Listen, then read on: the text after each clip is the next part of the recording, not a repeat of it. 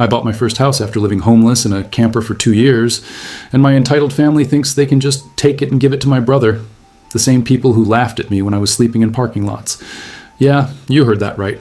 The family that kicked me out because they had no space for me suddenly decided my 3-bedroom house was too much for one person and should belong to my brother and his wife instead. The same brother who mocked me and called me a homeless bum when I was struggling to get back on my feet. I'll warn everyone here that this is going to be very long, so long that I'm splitting it into multiple parts. I also really don't care who believes this. It's just so crazy that I don't blame anyone who calls BS. I won't argue about it, but this happened to me. I also really don't care if anyone in my family sees this.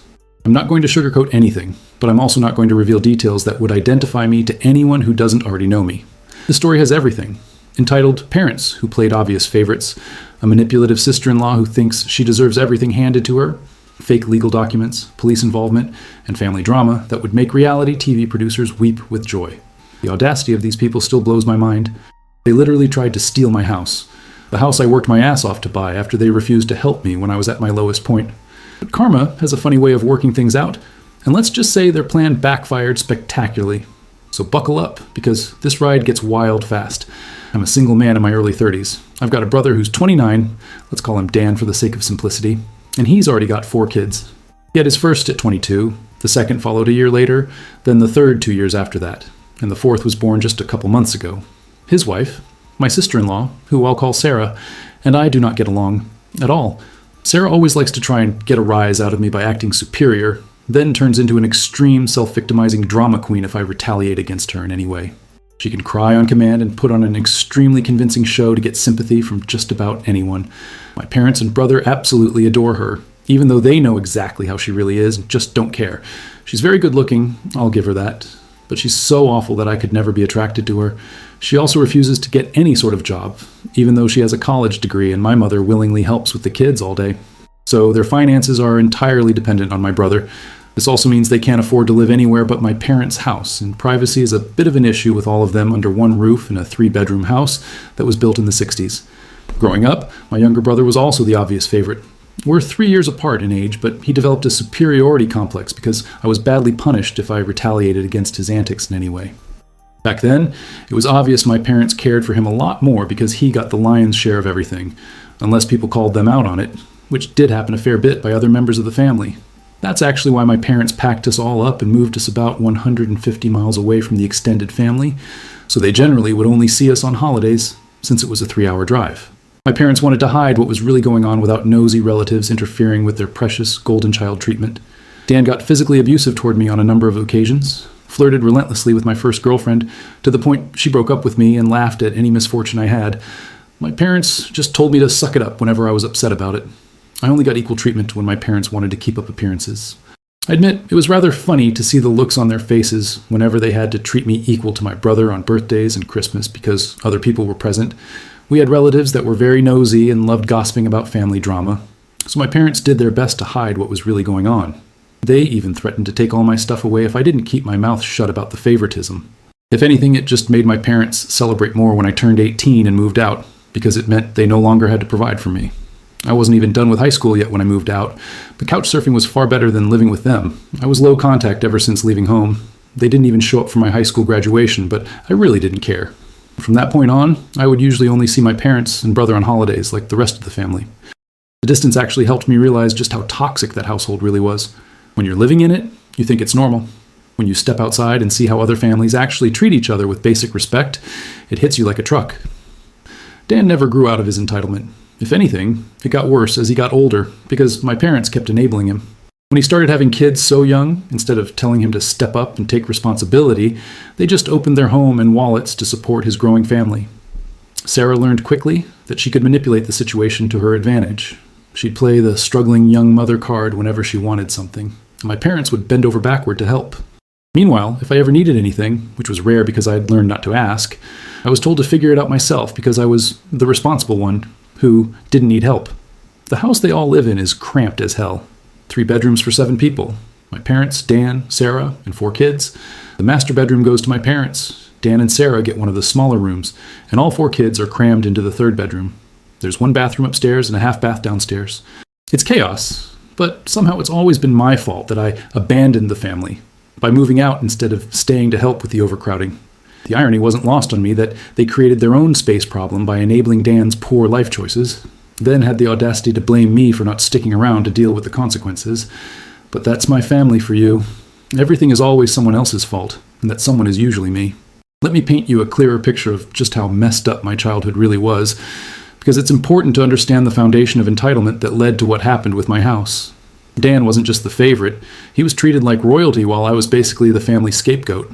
When we were kids, if Dan broke something, somehow it became my fault for not watching him or setting a bad example. If I broke something, even by accident, I was grounded for weeks and had to pay for it out of my allowance. Dan never had to pay for anything he destroyed. I remember one Christmas when I was about 12 and Dan was 9. We both asked for the same video game console. Christmas morning comes and there's one console under the tree, for Dan. When I asked where mine was, my mother said they couldn't afford two, and that I should learn to share with my brother. But sharing with Dan meant he got to play whenever he wanted, and I got whatever scraps of time he didn't want. The physical abuse started when Dan realized our parents would never punish him for it. He'd hit me, I'd hit back to defend myself, and suddenly I was the one getting screamed at for picking on someone smaller. Never mind that Dan started it, I was older, so I should have known better. This taught Dan that he could do whatever he wanted to me without consequences. The worst part was how he'd smirk at me while our parents were lecturing me about being a better big brother. He knew exactly what he was doing, and he enjoyed every second of my punishment. Our parents saw it too, but they thought it was cute, how clever their little golden boy was. When I was 16, I started dating this girl from school. Let's call her Jessica. She was my first real girlfriend, and I was head over heels. Dan was 13 at the time, but he looked older and had this charming personality that he'd learned got him everything he wanted. The little psychopath decided he wanted Jessica for himself. He started showing up wherever we were hanging out, inserting himself into our conversations, and constantly trying to impress her with stories about how mature he was for his age. He'd text her behind my back, asking for help with homework, and gradually working up to more personal conversations. When I confronted him about it, he played innocent and said he was just being friendly. My parents, of course, took his side. They said I was being paranoid and jealous of my own brother. They actually told Jessica that I had anger issues, and that Dan was more stable than me. Can you believe that? They sabotaged my relationship to protect their precious golden child's ego. Jessica eventually broke up with me, saying she needed space, but started dating Dan 2 weeks later. I was devastated. But when I tried to talk to my parents about how hurt I was, they told me to get over it, and that maybe this would teach me to treat people better. I hadn't done anything wrong, but somehow this was still my fault. But tearing apart my relationship wasn't enough for Dan. Whenever I had friends over, he'd try to turn them against me by telling them embarrassing stories or lies about me. If I got a good grade on a test, he'd find a way to diminish it. If I had any small success or moment of happiness, Dan made it his mission to ruin it. And my parents would either ignore it or blame me for making Dan feel bad about himself. The breaking point came during my senior year of high school. I had saved up money from a part-time job to buy a used car. Nothing fancy, just a beat-up Honda that would get me to school and work. I was so proud of that car because I'd earned every penny myself. Dan, who wasn't even old enough to drive yet, decided he wanted to borrow it to impress some girl at his school. When I said no, he threw a massive tantrum. He actually keyed the side of my car and slashed one of the tires.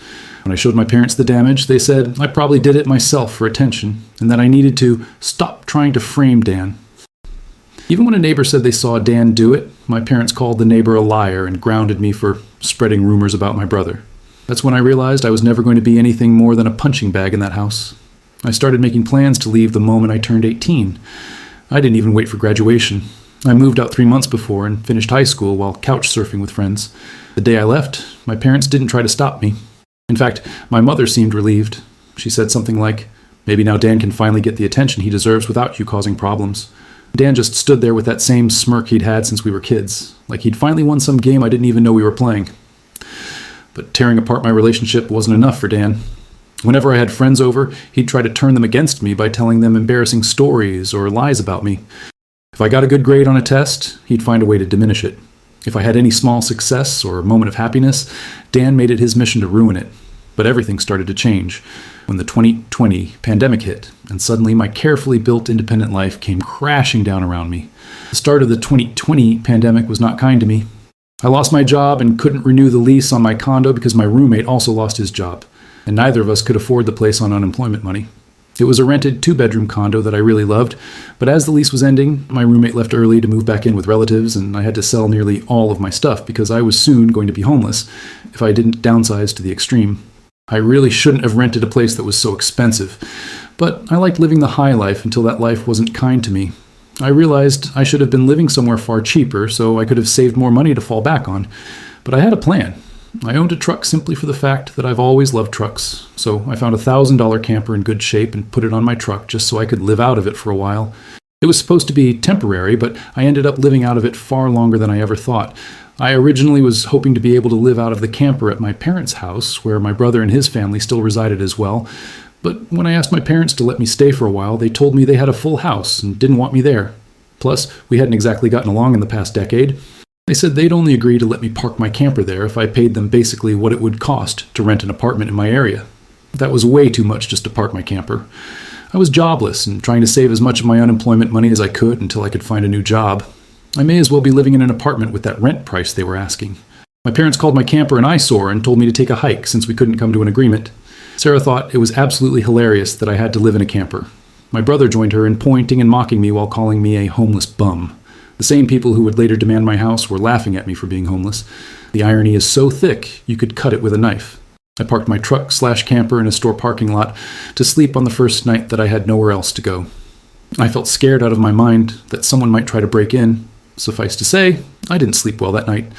There was nowhere else I could go, as any other relatives that owned houses were fairly far away, and all my friends were apartment people. I was pretty attached to my area as well, so I didn't want to just leave. I'd also had my mail forwarded to a friend's apartment. It was the only way I could still get my mail anymore. Finding a stable place to park was pretty difficult. I went looking around to try and find a job similar to my old one. It took months of living the nomadic camper life. In that time, I had to deal with everything from beggars and drug addicts to people demanding I leave because my camper was an eyesore. At one point, someone who told me to move claimed to be with an HOA. I wasn't even parked on a street with houses, and when I questioned what HOA, they got incredibly belligerent and threatened me. I moved my camper anyway just to avoid the trouble. In order to have a steady supply of electricity, I learned to use a long extension cord to plug in anywhere I could to recharge my camper batteries. This meant sneaking around and plugging it into an outside outlet of a random building while parked on a street. I know that's a crummy thing to do, but I had to keep my batteries charged so my refrigerator would stay cold. I had a small solar power bank for recharging my phone, but I didn't have anything like a generator. Generators are noisy and require fuel anyway, so I did what I had to do. The worst part was the constant anxiety. Every night was a gamble. Would someone call the cops? Would someone try to break in? Would I wake up to angry property owners banging on my door? I had to scout locations during the day, figure out which parking lots had the least foot traffic at night, and always have backup spots in case I got kicked out. Winter was brutal. Even with a small electric heater, the camper was freezing most nights. I'd wake up with frost on the inside walls. Summer wasn't much better. No AC meant I was basically living in a metal oven. I eventually found a used portable air conditioner just to make it bearable, but it drained my batteries faster than I could recharge them. The hygiene situation was a nightmare. The camper had only a portable toilet, and I didn't want to fill it because emptying it is a nasty chore, so I used other bathrooms as often as I could. I had to shower at a friend's apartment or at my local gym. Sometimes I'd go days without a proper shower, which made job hunting even more humiliating. After months of living like that, I finally managed to get a new job. I had to move to the neighboring city to find a job that didn't involve retail. I'd worked retail while in college and promised myself never again, though I was nearly ready to break that promise. I was still getting unemployment money, but I had no stable place to live while receiving it, and I didn't want to still be jobless when it ran out. Plus, I was bored out of my mind. I had little else to do but read, watch movies on a small portable DVD player, use my phone or laptop, and keep note of where I could park and what local public bathrooms I could use. When I finally landed the new job, I practically lived in the back lot of the building by the warehouse and old employee parking spaces.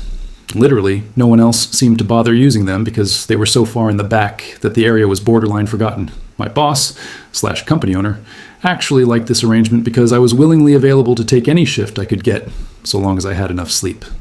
He even let me take the camper off my truck and set it up in one of the spaces so I could drive around without it. Not exactly sure if this was legal, but no one bothered us about it the entire time I lived back there. I didn't have to deal with many trespassers. There were a few, but the security guards escorted them out. I was pretty much on call almost all the time when they needed me and was working virtually every day of the week. My boss let me plug my camper into the building for power and water, and I paid a small amount of rent by working for free on Sundays when no one else was in the office but the janitor and security guard. I had a key to the warehouse and could go in to use the bathroom there at any hour. I was even on a first-name basis with the night security guard. He's since become one of my closest friends. I made a lot of overtime pay and hands-on learned some new skills from other employees. Eventually, midway through this year, I landed a better position in the company as a supervisor and started making a better salary than my old job. That's when I decided I wanted a house. The scare I'd gotten from losing my condo made me realize I needed something much more stable for the long term. But tearing apart my relationship wasn't enough for Dan. Whenever I had friends over, he'd try to turn them against me by telling them embarrassing stories or lies about me. If I got a good grade on a test, he'd find a way to diminish it. But everything was about to change when I found my house, and that's where this shit really starts. I looked around for something close to my work and just 2 miles away found a 3-bedroom manufactured home on a small property. Somehow, I managed to get it for $10,000 less than the asking price. I used nearly my entire savings for a down payment and got approved for a home loan. I finally didn't have to live in a camper anymore. There was enough space for me to back my truck in behind the house to take the camper off and set it up in the backyard, so I put it there as its own little building, just in case I wanted to use it again. When I was fully settled in the house, I was dumb enough to brag about it on my Facebook. My family saw the post, and that's where this shit really starts. The house wasn't anything fancy. It's a manufactured home from the early 2000s. But to me, it was a palace. 3 bedrooms, 2 bathrooms, an open kitchen and living area, and my own damn yard. After living in a metal box for 2 years, having a real shower, a full-size refrigerator, and the ability to walk around without hitting my head on the ceiling, felt like winning the lottery. I posted pictures of the living room, the kitchen, my new bedroom setup, and even the camper in the backyard. I was so proud of what I'd accomplished. I'd gone from homeless to homeowner in less than 3 years, entirely through my own hard work. The post got a bunch of likes and congratulations from friends and some extended family members. I felt like I was finally getting my life back on track. But then, after a few weeks, my parents and brother, along with his family, came to visit completely unannounced to have a tour of my home. I didn't even give them my address, so how they found out where I lived, I still don't know. None of my friends have fessed up, and no prior family members had visited me before that, so I wonder if they stalked me at work and followed me home or something. It really wouldn't surprise me. Once I opened the door, they practically all shoved their way in like rambunctious tourists, then just started making themselves at home. They all kept poking around, and Sarah had this creepy smirk that she was repeatedly flashing me. It was only later that I figured out why, and it made me madder than a bull on steroids that just got stung by a hornet. My parents were constantly talking about how I'd got so much extra space now, and it's too much for someone like me who has no wife or kids. Sure, not now, but maybe someday. My brother kept remarking about how there was more space than our parents' house, and my house was closer to his job, too. Red flags all around, I know. Dan was walking through my house, like he was already planning where his furniture would go. He kept making comments like, "This room would be perfect for the kids," and "Sarah would love this kitchen." Meanwhile, Sarah was taking pictures of everything with her phone, which I thought was weird, but didn't say anything about at the time. My parents kept asking questions about my mortgage payments, property taxes, and utility costs. They were fishing for information, but I was too naive to realize what they were really doing. I actually thought they were genuinely interested in my success for once. How stupid was I? Eventually, my brother asked me to speak privately. Everyone else suddenly left the room and piled out onto the front porch. That's what finally made me realize they'd planned something. My brother, let's call him Dan for the sake of simplicity, said the house was too much for me alone, and I should let him move in with his family because his wife is pregnant with kid number 4, and my house is much closer to his job. He pointed out that I already have the camper, so I could just live in that outside while they live in the main house. And I'd like to point out that Dan never once spoke of offering rent, mind you. He's got a good job. He also started talking about how there would be changes and even curfews, and that I couldn't just walk in at any time without prior notice. If it weren't my brother, I'd think the person I was talking to had lost their mind. But Dan lost his marbles long ago thanks to our parents treating him like he was the center of the world. I tried to speak, but he kept talking over me as if I had no say in the matter. There was no way in hell I'd rent my house or parts of my house to him. Other people, maybe, just so I could pay the mortgage off more easily, but certainly not him or his nasty wife. I've heard of this exact kind of situation in videos online many times, and never once did I think I'd actually live it because I thought it was so ludicrous. But my parents, brother and Sarah, do all fit the bill for a bunch of narcissistic, entitled crazies. So I picked up my phone and set it to start recording, then just held on to it. Dan didn't even seem to care or notice that I had done this and just sat there with his arms waving around while talking about all the reasons why he needed my house. Then he went from saying that to acting like it was a done deal and trying to reach out his hand to shake mine. That's when I finally showed my backbone and said, "Hell no." And I said it loud enough that Dan stumbled backward for a second. I'd rarely ever raised my voice to him on that level because I was punished by our parents whenever I did, but this was my house, not theirs. My spine can be as shiny as it wants here. I stood up and then told him that my house was not up for grabs and acting like I'll let him move in just because they want. It won't make it happen. I bought my house for me, and it's not my fault he keeps having more kids and has to keep living with our parents because he can't afford to move out. Dan got as physically close to me as he could without actually touching me and said that I didn't deserve the house and he needed a better place for his family to live. I laughed back in his face and said that was total bullshit because I worked hard to be able to buy my house. Of course, I deserved it. Dan started yelling that I have no wife or kids and I don't need all the space, so I may as well give it to him. I said I'm not giving him anything, and he never even offered to pay me rent if I let him move in. I'd still be covering the entire mortgage on my own house without even being able to live in my own house. Then Dan told me that he shouldn't have to pay rent because his family comes first. And our parents said I was going to do this, and that I will. I yelled as if their word was law or something, and told Dan that they did not have the right or power to give my house to him. Then, right on cue, my parents and Sarah barged back in through the front door and surrounded me to try and force me to agree. There was a lot of fighting, but to sum it up from this point on, I heard the line, "Just do it for Dan," way more times than I can remember in the fight. I told them all they don't have a say in my life or my house and to get out before I called the cops.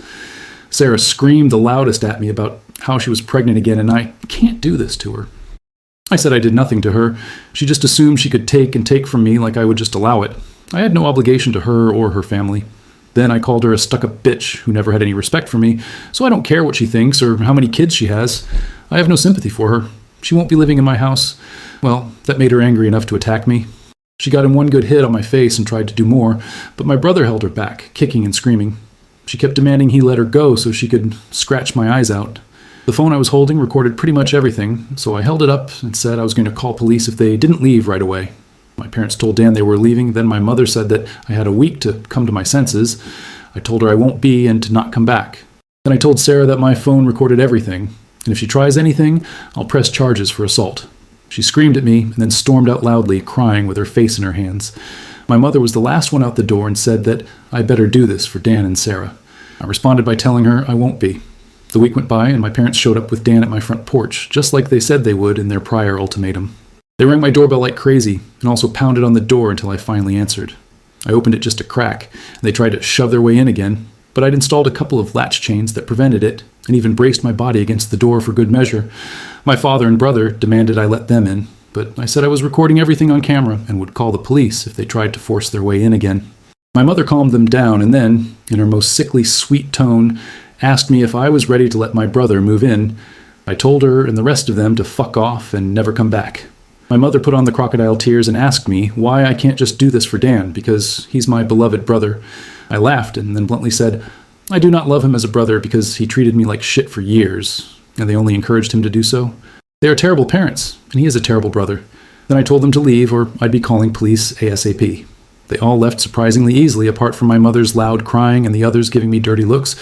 One could say making them leave was suspiciously easy.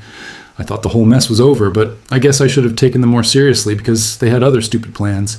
I came home later that week on Friday evening to find a moving truck and my brother's minivan parked in my driveway. It was Dan and his family.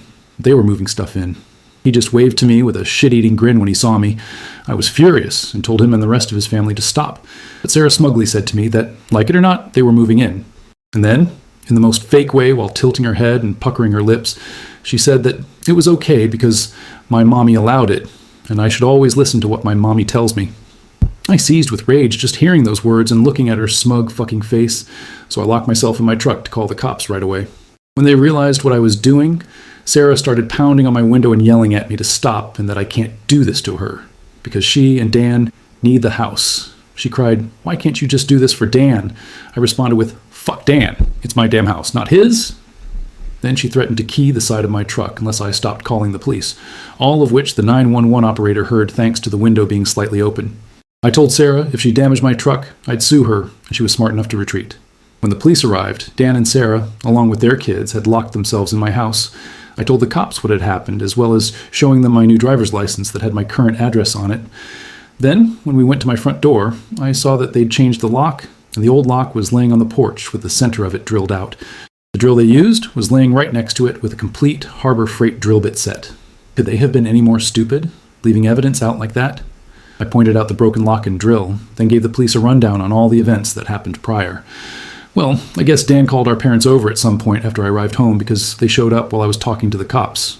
My parents immediately lied and started saying that I had agreed to rent my house to my brother and his family. I said that was an easily provable lie one way or another. So Dan and Sarah finally came out of my house with some papers in hand. They both looked super smug, like they'd somehow outsmarted me. They'd actually drawn up and printed out a fake rental agreement, but my signature was not on it. There was one, but it looked nothing like my handwriting. I don't think any of them have ever actually seen my signature, so that was incredibly stupid on their part. I told my parents and Dan that was stupidly blatant fraud, and if the cops investigated, they'd easily figure that out. And I don't think going to jail and court would do them any good. It could even make Dan lose his job, which is his only means of providing for his family.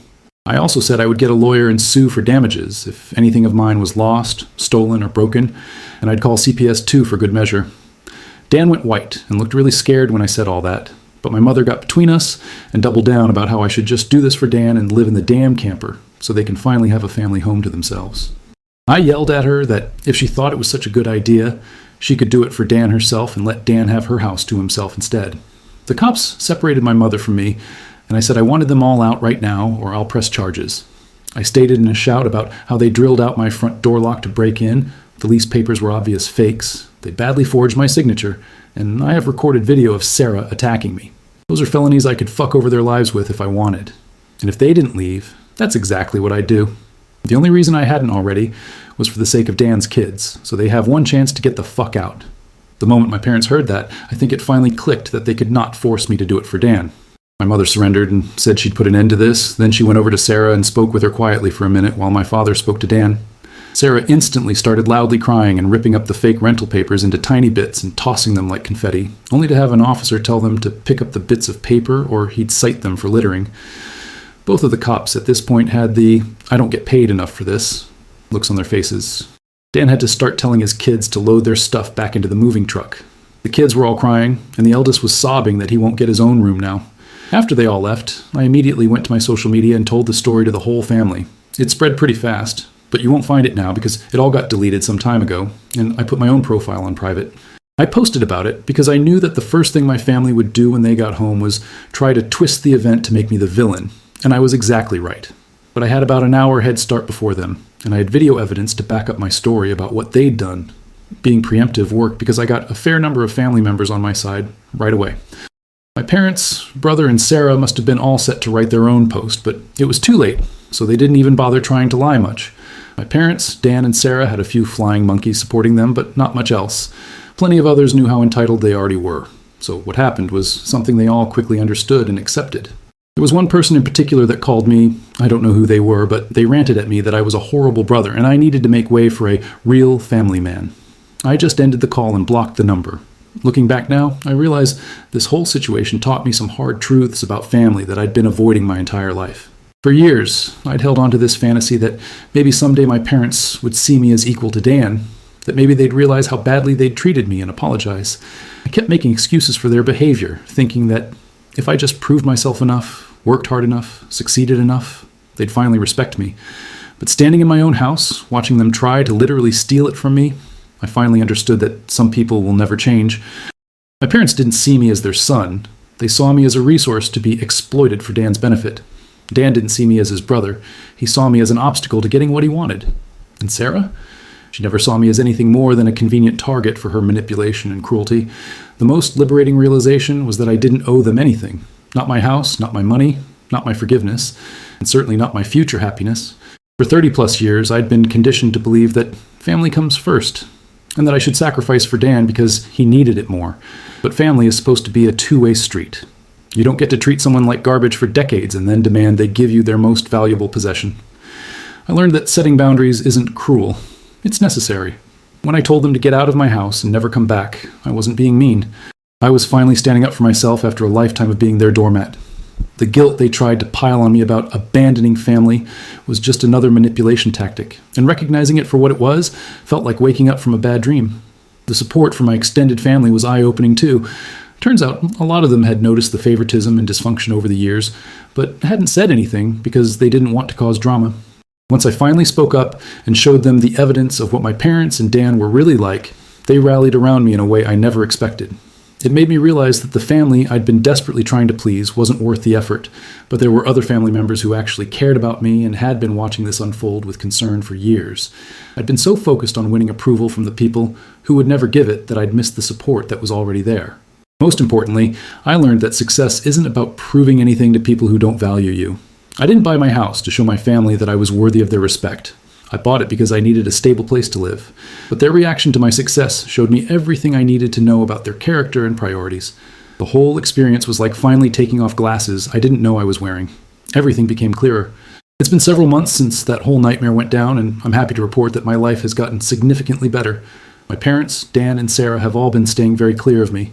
In fact, they seem to have gone back to acting like I don't exist, like they did before I bought a house. Not like that bothers me at all. It's better that way. I ended up renting out 2 of the spare bedrooms in my house to a close friend and a friend of his. Both have been fantastic tenants. They know to keep quiet, leave me alone most of the time, and even have small refrigerators in their rooms, so they don't need to keep any of their drinks in the main fridge. The deal I gave them on rent was too good for them to pass up, and it increased my monthly income significantly.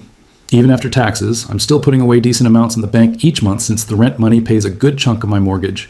You're all probably wondering how my parents, brother, and Sarah took to me renting out those rooms to friends instead of giving them to Dan's family. Well, the answer is not well. My father and Dan stayed out of it, but Sarah freaked out, which made my mother come crying to me over how I could have rented those rooms to Dan and his family instead. We had a bit of an argument in which I pointed out that, for one thing, they literally broke into my house before to try and steal it. I wouldn't want to let someone who did that move in with me. Also, there wasn't enough room for me, Dan, and his entire family in my house anyway. It's a 3-bedroom manufactured home. I have the master bedroom with its adjoining bathroom, which would have left only 2 small rooms for Dan, Sarah, and 4 kids. Not to mention, they'd be annoying as hell to me all the time. My current tenants are both single guys in their 30s that I actually get along with. My mother had some sobbing excuses for a while, but she finally let it go and admitted she was just desperate. Since then, my parents haven't bothered me once about the house, so things are good for me. My parents and Dan? Not so much. It turns out Sarah is a far worse person than even I thought. I already knew she was a gaslighting, self-victimizing drama queen, but she sank even lower. Through the family grapevine, I heard that Dan's youngest child turned out not to be his. Yeah, you read that correctly. Sarah had an affair. In retrospect, it isn't all that surprising, and something a few people here probably saw coming. After being caught, Sarah was ousted from the family. Dan just recently finished with his divorce, which actually went in his favor since we thankfully live in an at-fault state. The evidence against her was crystal clear, and Dan said she was so bad at hiding her affair that he didn't even have a hard time figuring any of it out once he started looking. My parents demanded that Sarah leave their house immediately, and when she went psycho on them all, police had to be called. She was arrested for assault after scratching up Dan and my father quite a bit with her long fake nails. Sarah didn't walk away with much from the divorce, especially because she had an affair, physically hurt her husband and eldest child, and it's an at-fault state. So she kissed any chance of getting alimony goodbye. She's back living with her parents and forced to work in their family business because Dan cut off her access to his bank accounts. As for Dan, he's still living with our parents with his 3 kids, the ones that are actually his. The house is still cramped, but at least it's not as chaotic without Sarah's drama stirring the pot constantly. I heard through the grapevine that he's been asking about getting his own place, but with the financial drain from the divorce and supporting 3 kids on his own, he's not going to be able to afford it anytime soon. My camper just sits idle in my yard now, and I admit there are some days I go out there just to spend time in it. I did live in it for 2 years. It's like my second home. Maybe one day I'll actually get to use it for camping like it was meant to be. I've never been camping since my parents considered it a waste of time, so it'd be a completely new experience for me. This pretty much marks the end of what happened, but knowing my family, they'll inevitably come back in some way. I just wonder what kind of stupid thing they'll do next. If anything notable, like all this ever happens again, I'll make another post. But for now, I'm just enjoying the peace and quiet of my own house with tenants who actually respect boundaries and pay their rent on time. Has anyone else dealt with entitled family members trying to take their property? I'd love to hear your stories in the comments.